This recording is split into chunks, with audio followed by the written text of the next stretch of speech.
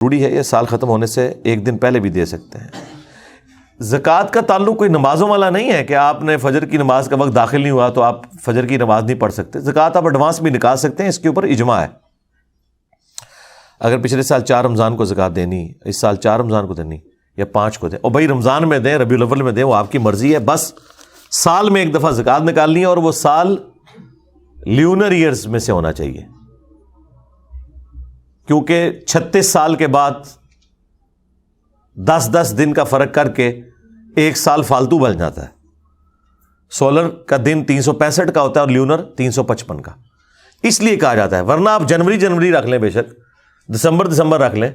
لیکن 36 سالوں میں ایک سال کا فرق چونکہ پڑ جاتا ہے، اس لیے پھر کہا جاتا ہے کہ آپ اسلامی مہینے رکھیں، اور اس میں بھی پریفریبل رمضان، اس لیے کہ رمضان میں ثواب زیادہ ہوتا ہے، پھر حساب کرنا بھی آسان ہے۔ ادروائز ضروری نہیں ہے کہ ایک بندہ آج ضرورت مند ہے، اب تو بائی چانس آج رمضان ہی ہے، ربیع الاول میں ضرورت مند ہے اور آپ رمضان تک 6-7 مہینے اس کا انتظار کریں گے، نہیں، آپ دے دیں اسے زکوٰۃ، جب اس کی ضرورت ہے اس کو آپ دیں، ایڈوانس بے شک نکال لیں، اپنے پاس نوٹ کر لیں۔